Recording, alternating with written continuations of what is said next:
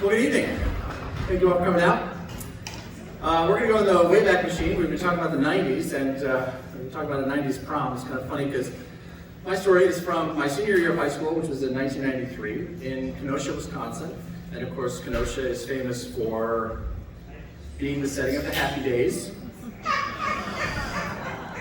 True story, look it up. It's my hometown. Don't judge me, I can see you.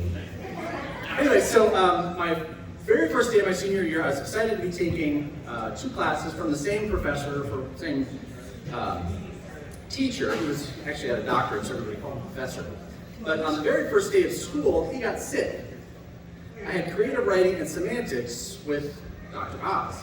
Not the same crazy guy running for Senate or whatever, but this was his name. It's Oz, long name, but everyone called him Dr. Oz.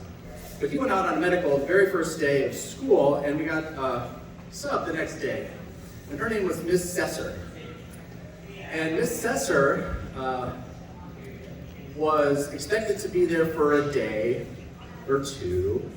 And then like Friday came and she said, well, you know, guys, it's been fun working with you. You know, we'll probably, I'm sure Dr. Oz or somebody will be back on Monday.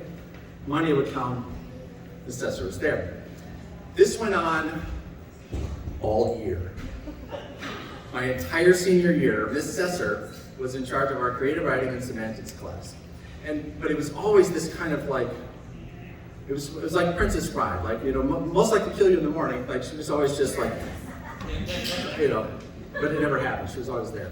But she was a lot of fun and was doing the best that she could with like two high school senior level classes that, you know, were fairly complicated. So, but we had a lot of fun in these classes. We did get a lot of work done, and we did learn quite a bit, and she did a nice job in the teaching part of it, but it was a fun class. And one of the things that you have to create in any creative writing class, you've got to keep a journal. So I am bad at this, right? So it came the day to turn in the journal, and I didn't have it, so I didn't turn it in. And I was like, okay, I'll get caught up, whatever. Friday comes, we're supposed to get the journals back from her. They're all up on the desk. Everybody goes up to get the journal. I go up to get my journal. And of course it's not there, because I didn't turn it in. But I said to Miss Sesser, where's my journal? And she said, what are you talking about? I said, well, I turned in my journal on Monday, like we were supposed to, and it's not here. I said, it's red, it's a spiral notebook, like it's got my name on it. She's like, okay, I'll look for it this weekend, I'll let you know. She said, don't worry about it, it's gonna be fine, I'll find it. Weekend goes by, it's Monday. She comes in, she says, I couldn't find your notebook, I looked everywhere. I looked all through my car, I looked at my house, like I tore everything apart because she takes them home on the weekends to work on them. And I was like, well now I'm in it, right? You're in the lie, like you write it out. So I was like, well, Miss Sesser, I don't know what to tell you. If you kept better track of our stuff, give her a hard time about it. And she knew I was playing with her, but it was fine. So this like goes on for like, I don't know, 3 or 4 weeks. So finally, like somebody else in the class, like, hey Gary, isn't this your journal? Like pulls it out of my bag, and she's like, you've had that the whole time, haven't you? She said, I've been going crazy looking for that thing. You're such a jerk, and she got to go. But it was funny, and everybody kind of laughed about it. And it was like, yeah. Like, you know, of course I got zeros for the weeks that it was, you know, not turned in. But it was fine. This is fairly early in the fall semester.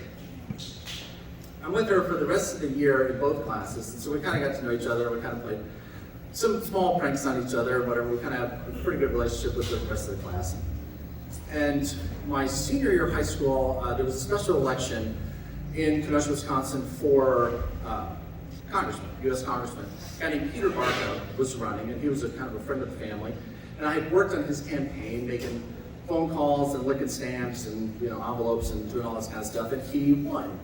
And he invited us to come to his swearing in the Capitol building at the White House. I was like, or at the Capitol building, in the actual chamber with the House and the Senate. I was like, all right, sure. It's the same week as finals. So I really want to go. So I make a deal with all of my teachers to take my finals early, right? Like 3 days early, not 2 weeks later, but like 3 days early. And I do the same thing with Miss Sesser. And it's I take the final. It's like a written thing, it's a whole creative writing exercise.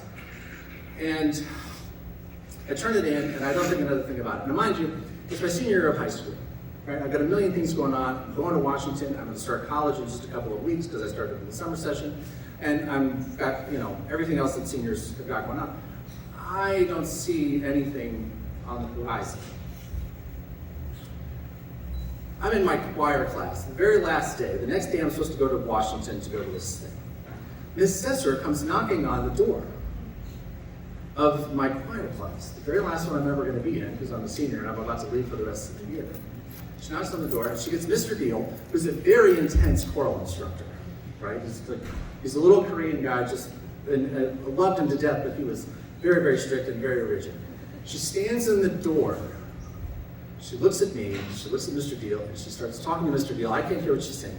She explains to Mr. Deal that she can't find my final. And I can't leave to go on this trip to Washington because the grades have got to be in before I'm going to be back. So she gets Mr. Deal to release me from the class to go sit in her classroom and take the final again. Now mind you, again, this is like 7 months later, and I don't remember any of it.